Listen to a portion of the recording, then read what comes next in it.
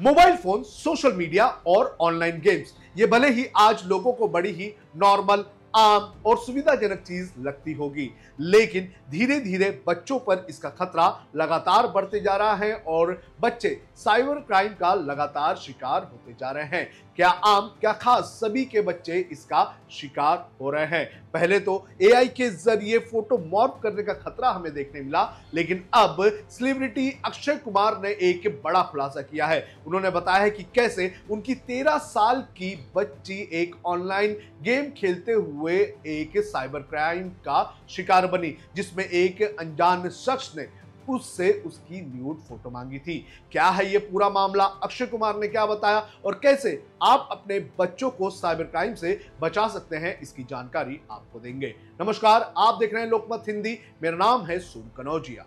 शुक्रवार को महाराष्ट्र सरकार का साइबर क्राइम को लेकर एक प्रोग्राम मुंबई में आयोजित किया गया था। इस कार्यक्रम में मुख्य अतिथि के तौर पर महाराष्ट्र के मुख्यमंत्री और अभिनेता अक्षय कुमार मौजूद थे और इस कार्यक्रम का मकसद था कि कैसे लोगों को साइबर क्राइम के प्रति जागरूक किया जाए। और इसी मौके पर मंच पर बोलते हुए अक्षय कुमार ने अपने परिवार में घटी घटना का जिक्र किया। उन्होंने बात करते हुए ये कहा कि उनके साथ एक पर्सनल घटना हुई है जिससे वो काफी परेशान हुए थे। उन्होंने बताया कि उनकी 13 साल की बेटी नितारा एक बार एक मोबाइल पर ऑनलाइन गेम खेल रही थी। उन्होंने बताया कि कुछ गेम्स ऐसे होते हैं जिसको आप अनजान लोगों के साथ खेलते हैं और उसमें सामने से मैसेजेस और बातचीत भी की जाती है।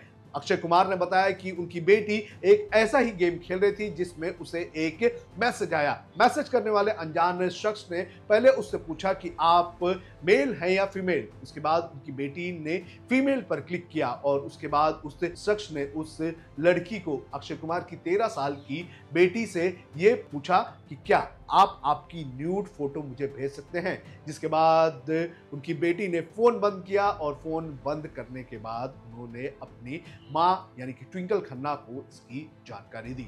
आप सुनिए क्या कहना है अक्षय कुमार का। छोटा सा वाक्य आप लोगों को सुनाना चाहता हूं जो मेरे घर पे कुछ महीने पहले घटी थी। मेरी daughter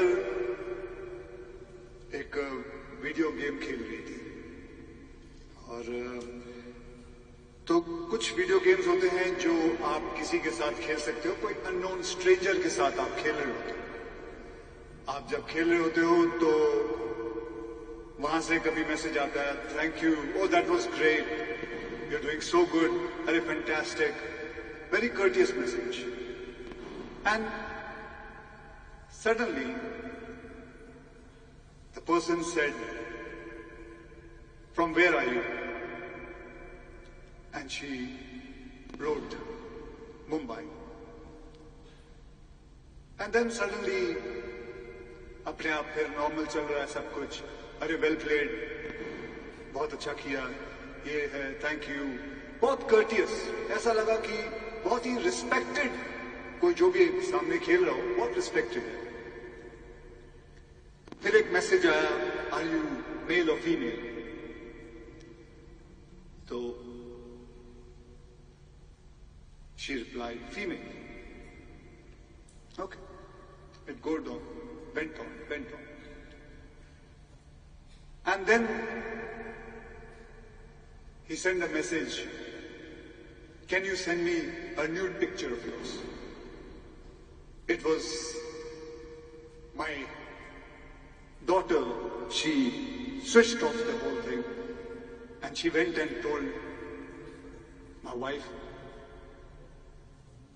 And this is how everything begins. It was great that she went and spoke to my wife about it. This is how things begin. ये भी एक साइबर क्राइम का ही एक हिस्सा है, जहां से लोग, बच्चे जो होते हैं, they get carried away, extortion पैसा फिर देना पड़ता है, उसके बाद बहुत सारी और सारी चीजें होती हैं। There are many cases, I'm sure आप सबने देखा होगा, many cases of suicide happens. तो आपने सुना अक्षय कुमार को। अक्षय कुमार ने बताया कि किस तरह से ये घटना उनके परिवार में हुई और किस तरह से उनकी बेटी जो है वो इस साइबर क्राइम का शिकार हुई। अक्षय कुमार ने इस पूरी घटना का जिक्र करते हुए महाराष्ट्र के मुख्यमंत्री देवेंद्र फडणवीस से ये मांग की है कि 6वीं, 7वीं, 8वीं और 9वीं के जो बच्चे होते हैं उनके लिए हर हफ्ते एक साइबर क्राइम से रिलेटेड पीरियड रखा जाए, जिसमें साइबर क्राइम कैसा होता है, किस तरह से बच्चे शिकार होते हैं, किस तरह से इससे बचना चाहिए, उसके बारे में जानकारी दी जाए। मैं आज सीएम साहब यहाँ बैठे हुए हैं। देखिए, बहुत सारे सभ्य लोगों ने कहा कि हम पुलिस को क्या करना चाहिए, हमें क्या करना चाहिए। मैं लेकिन एक दरखास्त करना चाहूंगा, हम स्कूल के अंदर हिस्ट्री सीखते हैं, ज्योग्राफी सीखते हैं, मैथ्स सीखते हैं, ये सीखते हैं कि 2 + 2 = 4। लेकिन जब डिजिटल वर्ल्ड में, जब इस साइबर वर्ल्ड में हम जाते हैं तो वो 4 can become 0 like this. So it is very important that our children should learn this. तो मैं सीएम साहब से दरखास्त करूंगा कि हमारे महाराष्ट्र स्टेट के अंदर हर हफ्ते 7th, 8th, 9th, 10th standard के अंदर एक पीरियड जो हो वो साइबर का पीरियड हो, जहां बच्चों को यह समझाया जाए कि होता क्या है। क्योंकि आगे जाके आप सभी जानते हैं कि स्ट्रीट क्राइम से बड़ा ये क्राइम होते जा रहा है। इस क्राइम को रोकना बहुत जरूरी है। So this is a small little thing which I had in mind.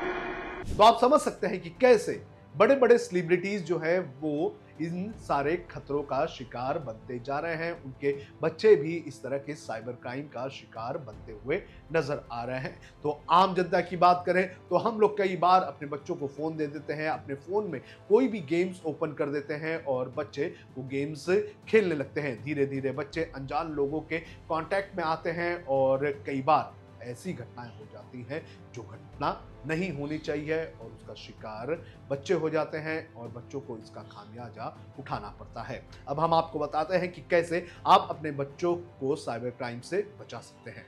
सबसे पहले सीमित समय के लिए बच्चों को मोबाइल दें, यानी कि बच्चे अगर मोबाइल मांगते भी हैं तो आपको उन्हें सिर्फ सीमित समय तक के लिए मोबाइल फोन देना चाहिए और उसमें पैरेंटल कंट्रोल होना चाहिए या फिर डिजिटल वेलबींग जैसे फीचर्स होने चाहिए। इसके बाद बच्चों को मोबाइल फोन से दूर रखना है तो उन्हें कोई अल्टरनेट गतिविधियों में शामिल करें, जैसे बच्चों को खेलने, ड्राइंग बनाने, किताब पढ़ने, म्यूजिक सिखाने, आउटडोर गेम्स खेलने जैसी एक्टिविटीज में बच्चों को आप शामिल करें। इसके बाद बच्चों के लिए खुद भी आपको उदाहरण बनना होगा, यानी कि आप को बच्चों के सामने मोबाइल का कम उपयोग करना होगा और आपको उन एक्टिविटीज को करना होगा जो बच्चों से आप करवाना चाहते हैं, यानी कि आउटडोर गेम खेलना, ड्राइंग बनाना, म्यूजिक बजाना या फिर कुछ और जैसे कि चेस जैसी चीजें, वो सारी खेलना, ताकि बच्चे भी आपको देख देख कर आपकी तरह चीजें सीखें।